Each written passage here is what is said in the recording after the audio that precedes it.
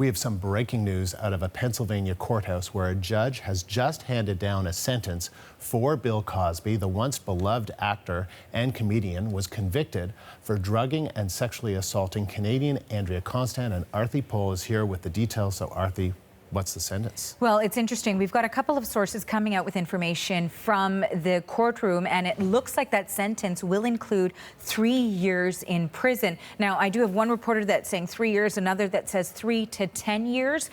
So it looks like whatever the case is, there will be some jail time for Bill Cosby for, again, the crime that was committed back in 2004. The actual crime itself, or the conviction, came under aggravated indecent assault, and that's what he was convicted of.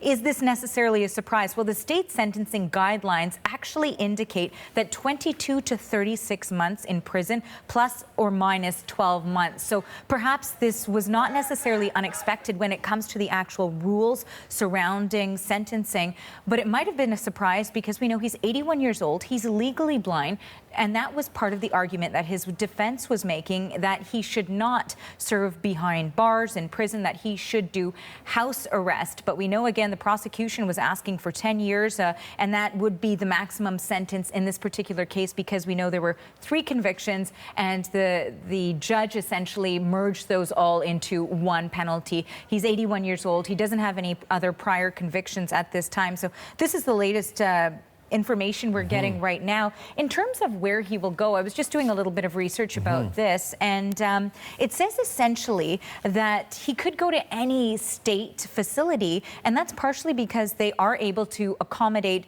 geriatric inmates, and he could be sent anywhere. In terms of a high-profile offender, he may initially be kept out of the general population in the prison, depending on whether or not he becomes a target. So he could be put into protective custody, or he could be part of the general population, again, depending on where he goes and what that situation is. That's what we know right now. And that is interesting, Arthi, that you point out. Because of who he is, he could be in some sort of separate area. But it was interesting, according to National Public Radio, a reporter, NPR, she says that the judge said this: "I'm not permitted to treat him, Bill Cosby, any differently based on who he is or who he was." And that was a concern that was raised by some people. Is he going to get celebrity justice? You know, and clearly the judge is saying no. No, not in this case. And it's extremely important too, and we were talking about this. This is the Me Too era. This is a little bit different. They want to make sure that they are striking the right tone as well with what is happening right now in the U.S., really in the world, when it comes to sort of a reckoning surrounding these issues. We mentioned it before that the mistrial happened pre-Me Too. The conviction came during Me Too, and when they were choosing jurors, prospective jurors, they were grilled on their stance on Me Too. But of course, it is important to note that he is an American icon and has been for decades with his television show. He was known as America's Dad. So the breaking news here that at least 3-year prison sentence for Bill Cosby. And I guess we'll continue to watch what other details we get from it. Because let's just talk about that a little bit, because, you know, the contrast between what the defense was asking regarding the sentencing and what the prosecutors was asking. And it seems as though this is veering more towards what the prosecution wants and less towards what the defense was asking for, right? And specifically, if the judge says that they are looking at this as a holistic case and they're not trying to give any special treatment to who he is, part of what the defense argument was, listen, he hasn't committed any previous crimes. He's 81 years old. He's legally blind. And so they said house arrest would be an appropriate punishment for this. But looking at the gravity of the charges, and we know also that he was deemed a sexually violent predator. And that sort of distinction means that he would also go to state prison because it comes with that term violent in it as well. Aside from the convictions, we know that there are dozens of other women who accused him of this same crime. Of course, they did not result in convictions. We imagine, though, that some of that has to weigh on how you get to an outcome in this sort of a situation. We talked a little bit about that designation, about being called a sexually violent predator, which accompanies that sentence of a minimum of 3 years behind bars. And that means he's got to go to counseling. He's got to report regularly to authorities, and also that neighbors, daycare centers, schools in any area he would have to be notified that he was there. So this this is definitely a little bit of severity we are seeing when it comes to this sentence that the judge wanted to certainly, make an example perhaps of Bill Cosby here, that this sort of a thing is not accepted. And we did also make mention that the victim in this particular case with the convictions, she's a Canadian, Andrea Constand. The incident came back in 2004. The charges, though, didn't come until much later. And we also heard from her during the course of the victim impact statement of this sentencing hearing over the past few days. We heard from her relatives as well. And that also must have, of course, weighed on the judge's decision here. And it's interesting, we're just getting more and more information from the reporters that are inside that courtroom. People are used to seeing cameras inside U.S. courtrooms, but in Pennsylvania they are not inside. So we are relying on some of the reporters who are in there, and we're just getting a better sense from some of them. Laura McChrystal is with the Philadelphia Inquirer, and she quotes the judge who says, "It is time for justice in a court of law. The day has come. The time has come." Also saying the judge considered the additional accuser's testimony as voices from the past. Your past, Mr. Cosby, saying this happened to me at the defendant's hands 6 times over. So interesting to hear the judge's words. I'm relying on the reporting of Laura McChrystal from the Philadelphia Inquirer, but we also did hear from Andrea Constand, right, who talked about in her victim impact statement about how she has felt stuck since this happened to her. Exactly, and she has come forward before during that mistrial that we were talking about that had happened earlier. And we can quickly just bring up an excerpt of Andrea Constand's victim impact statement. And in it, she said this. She said that when the sexual assault happened, and of course this was back in 2004, and she viewed Bill Cosby as a mentor at that time. She said that when it happened, I was a young woman brimming with confidence and looking forward to a future bright with possibilities. Going on to say that now it's 15 years later, I'm a middle-aged woman who's been stuck in a holding pattern for most of her adult life, unable to heal fully or to move forward. What's also important here is that is Bill Cosby going to be taken away in handcuffs and escorted straight to this prison? Well, it could happen that way. It could roll out that way. From what I've been reading, that's a possibility.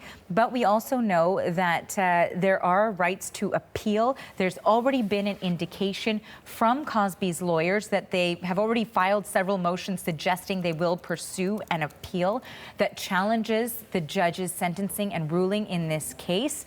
So that is one of the reasons, too, why it has been written about that he has not been speaking in court. He did not express remorse, because if he wants to appeal it, then he certainly can't do that. And so that is some of the... Sorry to interrupt, but that was what the prosecutors were saying too, right? They were saying the fact that he did not express any remorse, that he did not admit to what he was accused of, what he was convicted of, that could weigh in the sentencing, for sure. And it could weigh into that. And what's important about that also is that it was sort of a strategic play, it appears, by the defense to show that, he is not expressing remorse because he says that this was consensual. We know that that was the argument in the onset of this, that it was a consensual relationship, even though it appears, of course, from Andrea Constand that she was not aware that she was going to be drugged and then sexually assaulted. And that was the conviction.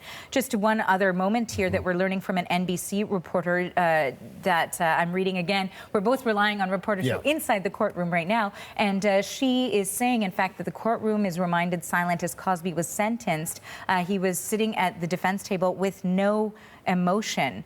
And they're trying to get bail for Cosby right now. We know that he was out on bail previously. And so it looks like that is currently the process that is unraveling right now in front of us in the court. Okay, so let's just let's sort of back up and remind people of what it is that we are learning this hour. And in fact, Arthi, hold on there if you'll just hang on. I'm actually going to speak with Derek Brett, who is a lawyer based in Dartmouth, in Halifax, Dartmouth, Nova Scotia. And he has been following the sentencing from his office in Nova Scotia. He is licensed to practice law in Nova Scotia as well as Florida and the District of Columbia. And so, Derek, good to hear from you again on this. So what is your reaction to Cosby's sentence? I'm not necessarily surprised by the sentence. I believe that based upon the very public nature of the allegations, based upon his public profile, based upon the what you could say are the heinous nature of the allegations, receiving an actual prison sentence, especially in this era, was not surprising. It was anticipated that this would occur, and in fact, typically, in cases like this throughout the United States, including in the state of Pennsylvania, the state of Florida, this would be the type of sentence that somebody might receive, if not something significantly more extreme. So this is something that can be anticipated, but yet again, you want to be able to take into account, like defense counsel had argued, his relative age and any type of physical issues that he might have that might make a prison sentence, even just a few years, to be much more extreme, much more severe because of his own issues going forward. And so are you saying that you sense there may have been a backing away or a slight leniency because he's in his 80s, because he's apparently blind? I think that there has to be that reflection. The state and federal prison system in the United States is just not equipped to deal with the gerontological, the needs of its elderly population. And what we've seen, and actually I argued on a case down in Florida, a federal case down in Florida, is that especially in the federal prison system, but also in a lot of state prison systems, what happens is the inability of the state prison system, the infrastructure to handle this, leads to a greater slide, a greater aging over time when it comes down to the general needs of the elderly population, or when it comes down to the special medical needs of its inmates. All right, I just want to, as we continue to talk to you, Derek, what we're looking at is people leaving the courtroom. It'll be interesting.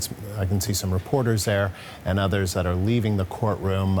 It'll be interesting to see whether or not bail was granted. I don't have a sense of that. In fact, if we will see Bill Cosby walk out of that courtroom or not.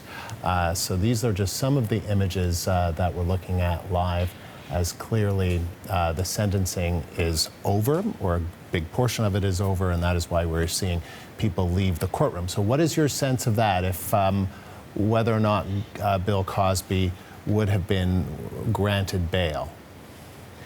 It's unlikely. Now, here in Canada, receiving a post-sentence bail while something's on appeal is a bit more common. The process is pretty complex, and a lot of criminal defense lawyers often complain as to the complexity of the process up here. But getting that post-sentence bail is much more common up here. In the United States, typically, it's not common. The person has been convicted. The person has now been sentenced, and the court is normally, unless there's some compelling reason, is anxious to allow for the convicted person to commence their prison sentence. It really comes down almost to the discretion of the judge.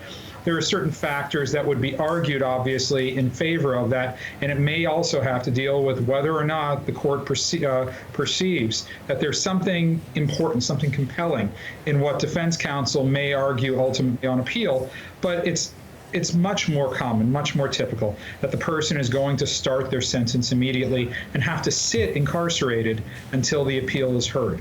Tell me about the significance of this sentencing, given that there were so many other allegations against Bill Cosby. There was also a mistrial in a previous trial.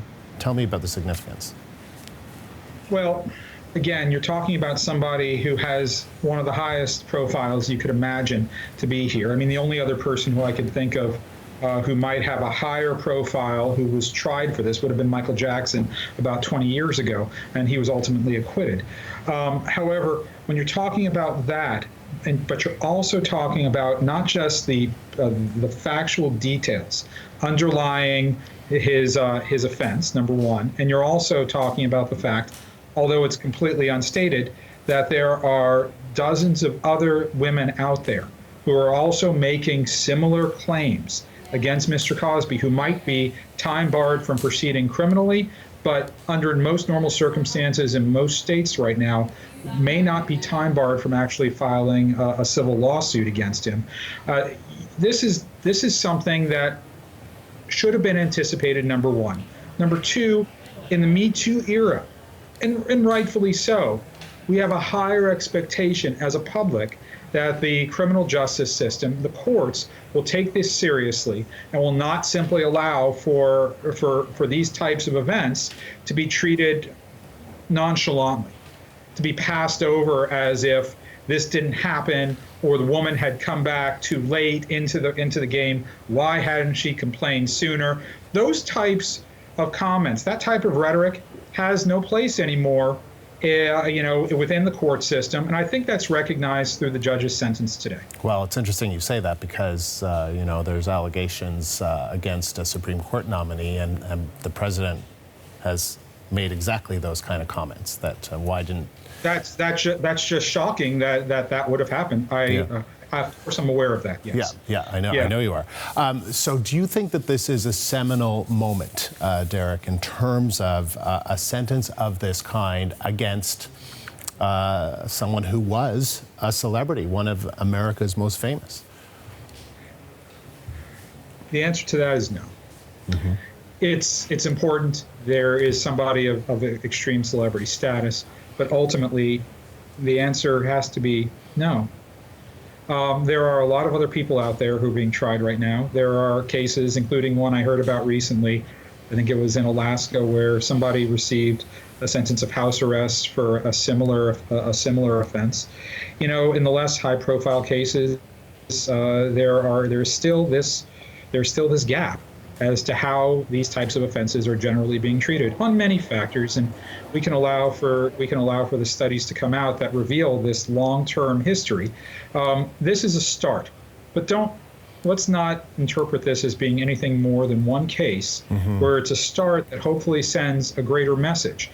Hopefully sends a message to people who would victimize others. Hopefully sends a message to victims that maybe there is recourse. Maybe there is something that they need to come forward on. Will it help the other alleged Cosby victims? I don't know.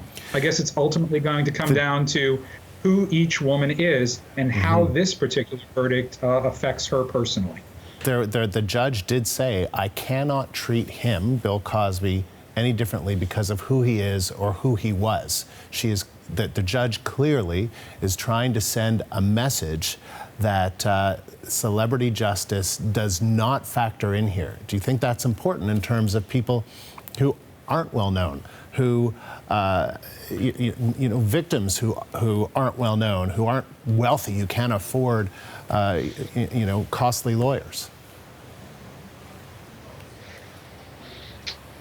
And the answer, Andrew, is I really don't know. I can say this from my own history of defending a lot of these cases in the state of Florida over the course of several years. There are a lot of people who receive even more extreme sentences. Cosby may have gotten the sentence, and maybe it was the right sentence for him, and maybe it delivers some form of justice to his victim, to his other alleged victims. I've seen people go to prison for 15, 20 plus years. So I can't necessarily say whether or not this is the right outcome. Is it sometimes known in the states that we sentence people to extremely certain? Is this type of a verdict much more consistent, perhaps, with what might be expected in other Western societies, including Canada? Absolutely.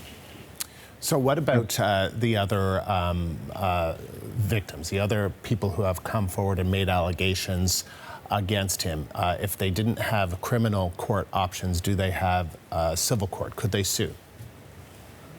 Well, and I alluded to this earlier, the answer would be dependent upon what each state's laws say with regard to statutes of limitation on such lawsuits. Now, the growing trend over the past 20 years throughout the United States has been for each state to eliminate the statutes of limitations for suing somebody for damages stemming from these types of offenses. So it really would depend upon the particular state. A number of these alleged victims came from the state of California, although I can't state it with absolute certainty. It would not surprise me that the state of California has eliminated any such statutes of limitations, thus making Bill Cosby subject to such lawsuits that would continue well into his prison sentence and beyond. And again, remember, he's 81 years old and he's going to prison.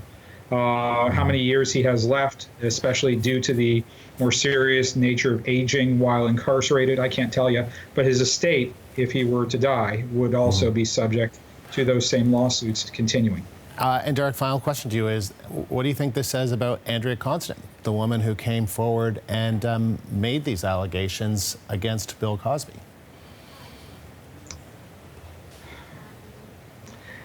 It takes a lot of guts to do it. So many years. So many years after the alleged offense. And I'll say this, and I have never revealed this before to the public. I mean, I was a victim myself of a sexual touching when I was a young child. And I can say that until about 5 years ago, I'm 47 now, until about 5 years ago, I did not have the ability to discuss it openly. What she did took a lot of courage, and hopefully this will assist her in part in her healing process. I'm sorry to hear that, and but appreciate you you sharing that with us, and appreciate you taking the time and giving us your insight. Derek, thank you. Thank you, Andrew. Take care. Derek Brett is a lawyer based in Dartmouth, Nova Scotia.